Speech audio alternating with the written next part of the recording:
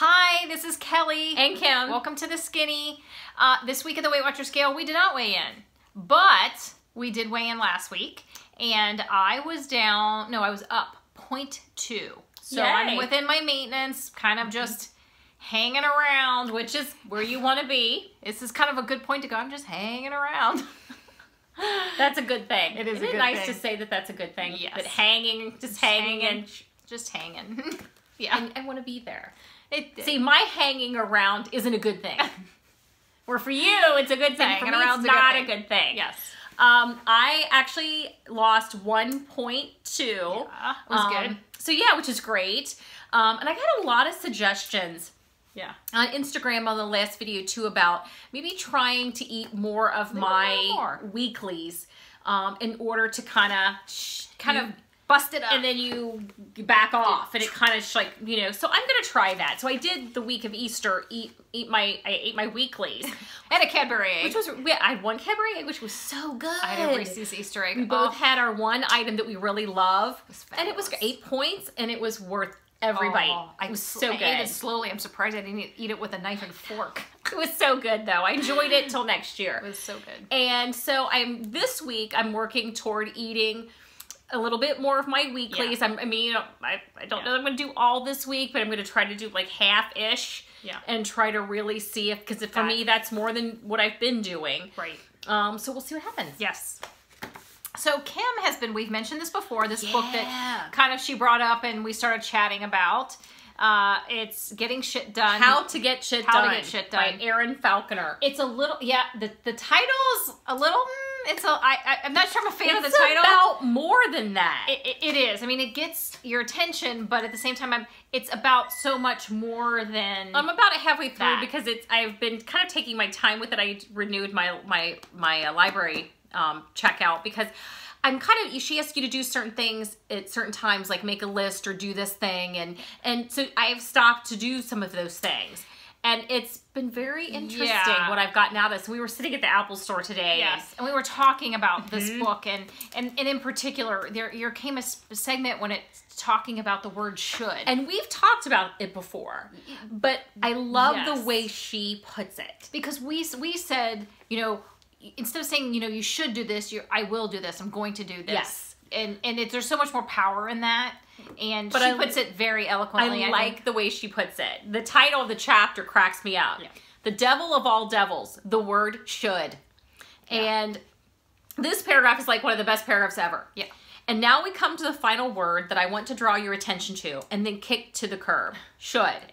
Should is a word that implies obligation and expectation and often comes as a box set that's gift wrapped in guilt and even shame. Yes. So true. Yes. It's also a word that implies an open-endedness in the absence of a decision. Yes. And describes possibility rather than reality. Right. That is all so true. And in this weight loss journey, it's so much, I'm going to say easier when you go into it with a positive versus a negative, meaning a decision versus a, do I really want to do and this? we went into, when we've said this before too, we went into this time, before Yes. it was always, I should lose weight, should so lose we're weight. doing it. Yep. We went into this, we're doing this. There's- It's happening, we are doing this, and there Yep. was no ands or buts, and we just knew. Yep. This time was it.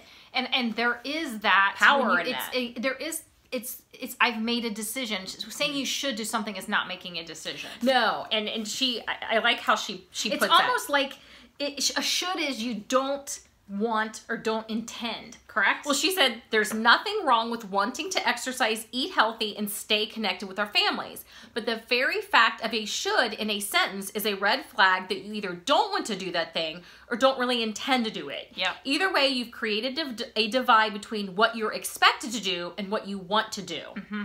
I mean, the only, and she makes an analogy is really the only time you should be using the word should is if you have to make a decision like, I should go to the bank before I go to the grocery store because it's going to save me some time. That's when the word should be used versus I should go to the gym or I should lose weight Or I should eat a salad. because those are not really, you're not really making a decision. You're on the fence clearly, and I think in this journey, decisiveness and it's more positive versus this I'm on the fence. Are you on the fence about really making a commitment to the journey? Because believe me, along this journey, a lot of times I've said I should exercise. Oh yeah. Do I do it? No. Do I stick with it? No. I do I like to walk and go to the zoo and clean my house because cleaning is my cardio? Yes. I found stuff that I like to do. Sometimes when you say should, I think there's the tendency to when she talks about guilt and shame, you'll say I should lose weight, I should track, I should plan, I should do this, and when you don't do some of those things, feel bad. You beat yourself up, and I think again it just starts that snowball into I'm off plan. I'm not gonna. I can't do this. You know, I think should is very negative on this journey. And she even describes it as toxic. It can be a very toxic word, and I think that's true. Yeah. And I think another word that a thing that she really talks about, I think that we all get afraid to talk about because we feel like it doesn't apply to us because we don't have any. And that's self-discipline. Yeah. But guess what? If you've been successful on this journey at any time, at any point, yet you do have some. You do. Or you wouldn't have had some successes. And I really like how she puts it. She said, looking at the ability to refrain from acting on impulse and instead making choices that line up with previously made decisions makes people happier, not only about their lives, but in their lives. So, and she kind of referenced that in a scenario where you have friends and you're out for dinner and there's pizza involved and you order the salad, but you don't want to do that because while they're getting pizza, why should you get salad? But the people who make the decisions maybe to have, I'm going to have a salad, means I'm going to get kale salad because I would make kale salad. But you order something that's going to align with the goals that you want to you set for yourself. Right. Ultimately, you're going to be happier about making that decision. You're going to walk away from that restaurant thinking, I got some self-control here. And I'm a step closer to my goal. I made the decision to have the salad because it's better for me. And I'm in charge. And guess what? I've made that decision before. Oh, yeah. I've made the decision where people are ordering things that are, French fries and cheeseburgers and things that I normally don't eat on a regular basis. Try to order first. I'm big trying to order first. And I've ordered the salad or I've ordered the grilled chicken but I've loved what I've ordered. Yes. Or I wouldn't order the food that I do. I like what I eat. But it's making an effort to know when you're walking. That's a habit for me. Those decisions have turned into habits. Where I will, whatever the next restaurant we're going to, I'm going to look it up and I'm going to find out what's the best thing for me to eat on here and will I like it. You play the game of picking something that's the best for you for your goal to meet your goal, and if you'll enjoy it. But now when I go to certain places, I have certain habits with what I order. Yeah, and she talks about when you're three things that can help make things easier when you're after you've made decisions, and that's decisions are harder really than habits. So habits are easy, like showering, even the morning you brush your teeth on habit. So I've made habits. Right. So basically habits are easier than decisions. Yeah. So get some habits in there. That's where I feel like I'm at with my being at maintenance, being a goal weight and maintaining my weight. A lot of my relationship with food, so many things are based on habits. Now, sometimes you go off the rails. It's something that's maybe dinner at this place, and I've never been there, and it's out of a little bit of the realm of my habit. But that's when self-discipline is going to kick in. It does. Or all of a sudden we're in a restaurant that I hadn't planned or been able to have time to look at those things. And choices are going to be involved. That's where self-discipline weighs in versus my habit. Because you're going to Bob Evans, I'm going to get one of three things. I know what they're going to be. It's going to be that or that meal. But all of a sudden you're in a group of 5 people and everybody's like, okay, let's just go here. And you go, okay. So you go. And, that is self-discipline. My self-discipline is going to tell me to make the best decision I can. Frankly, sometimes I've chosen the cheeseburger. Oh, sure. And it's okay. But that's okay but you're choosing. You're going to plan to make it work. Yeah. We do that, and that's okay. So creating habits, great. The second thing she says is remove temptation. We've talked about that's a big Weight Watchers thing. Sometimes you got to get the red lights out of your house if you can, or sometimes have the pantry for the things for the other people in the house that you don't want to look at every time you open the pantry door. I say, yeah, put the Remove Twinkies in the some trunk of the things. car, you know? And so that's, of course, that is a biggie. Yeah. And another one is look after yourself, which we don't tend to do.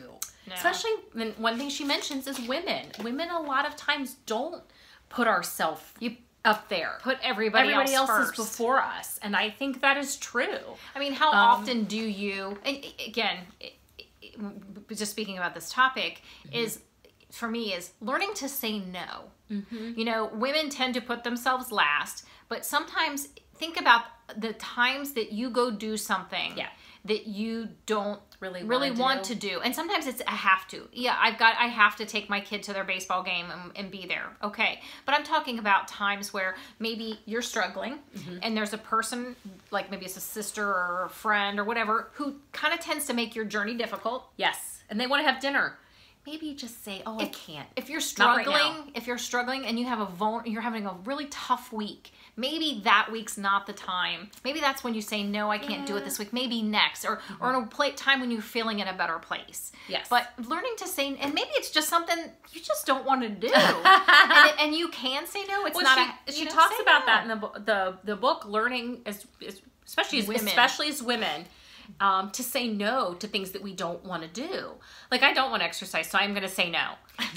If somebody says, do you want to go to the zoo and, walk around, even if it's just a walk and not really to see the animals or see the sights, I'm like, I'm down, because that I enjoy doing and I want to do. Yeah. But if you're going a bike ride, I'm going to be like, I'm in. But if you're going to ask me to go to a Pilates class, I'm probably going to say no. But I know I'm going to say no, sorry. Sometimes people, and I'm not going to apologize for it. You do have to get to a point in your life when you feel like you can do that, because I think there's some people who really struggle with saying no. Yeah, I get it. And I get a lot of times it's probably women, a lot of women who have, they've got kids. You do have those some obligations, but some obligations, maybe you just try to figure out, which ones can I say no to? Which do I really need to do that's going to be best for everyone? Something take care of me. And which ones are like, what, that one's really not that important, so I'm going to say no. And that's hard. I mean, that has to be hard. I have friends with children, and it's hard. You try to balance putting you somewhere up there in the equation, and that probably more times than not, and our friends that have kids, it doesn't always happen. It doesn't always happen. But there are times when you can make the effort to, because you're important. You're important. And it's what is it? Everybody says, when mama's not happy, nobody's happy. You need to find a way to put yourself first, so that everybody is happy. Because frankly, if you don't put yourself first in some arenas, you let yourself get hangry, let yourself get dehydrated and overwhelmed. You're probably going through the McDonald's drive-thru. Yeah, it's harder to make good decisions when you've not, in some instances, put yourself first and taking care of yourself. Yeah. Because you're in a vulnerable spot when you're not in a good place with what's going on with you. Well, and another thing, frankly, when you're hangry, you're hangry. Yeah. Mm-hmm. But I always try to be prepared. I always try to have something in my purse, because she's mean. Yeah, because I get grumpy, and sometimes you just again, it's being prepared, and there's so much of this journey that is alive in that book, which is, frankly, I didn't expect. I did not expect but ultimately I'm hoping to be able to set my 3 goals. She talks about setting 3 goals and, trying to set them so they're not all the same thing. So if one of mine is, obviously, I know one of my goals is going to be to get to my goal weight. And so the other ones, though, I don't want to be weight loss related. No, there's something different. I want to be different from different areas of my life. Yep. And she said they can be goals that you want to achieve in a year or 6 months or whatever timetable you set. Yes. Another thing she mentioned in the book, which I thought was interesting, that she mentioned Marie Kondo's books. Yes. Which, that the Magical Art of Tidying Up and Spark Joy. Yes. And those books really have impacted our lives in our journey, even though it's not a weight loss book either. It is but it's part of having some control of your space. It is. And to feel happy and relaxed in your space is a big deal. Because I think for me, when I got some some control of my space, it helped with the self-control. Yeah. I felt more in control with a lot of aspects of my life. Yeah. Having control of my house. Yeah. And stuff tends to give me an eye twitch. well, see, Too at much work, stuff. I have control of my work world. Yeah. So I have wanted it in my home, and I have it in my home. Now I want it to bleed into every other part of my life, and that's a good thing, because then I feel I'm in charge of the decisions. I'm in charge of things going on in my world. And I think that makes you a happier person. I do. I believe her with that. I think it makes you a happier person. A sense of control in your environment is definitely going to bleed into feeling control in your weight loss journey. If you're feeling completely and utterly out of control at home and just in life in general, it is so much harder to control that part of your journey, that food, because food really is one of those ways that you can comfort yourself. Yeah, it's a way to make you feel better. Yes, but it's only temporary, really short term. But so many people, but it's easy access, included, and it's easy access. It became something that would make you feel better for the moment.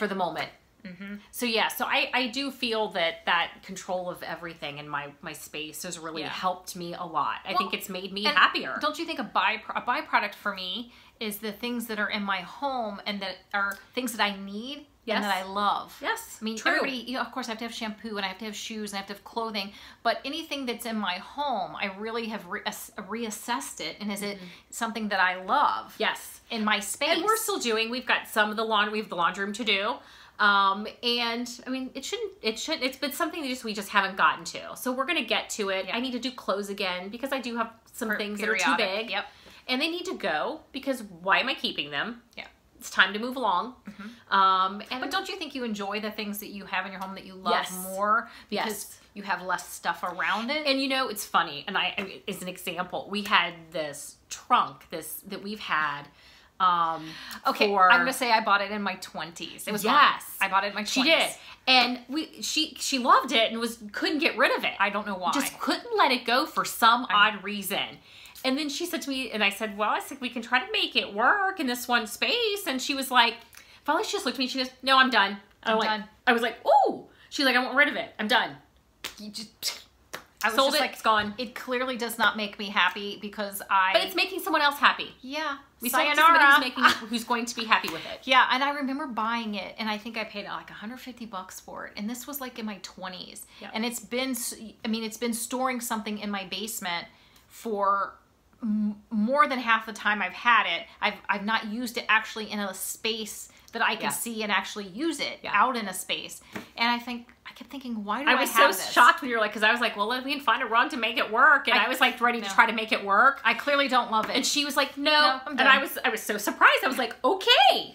Okie dokie. It needs to go bye-bye. It did. Yeah. So I was like lickety split on that. But I had such a sense of control when I was just like, I let something go that I don't love, but somebody else may love. Yes. You loved the idea of it. You loved how you felt when you first bought it. There's something about it that made you buy it. Yeah. So, but it's no longer there. No.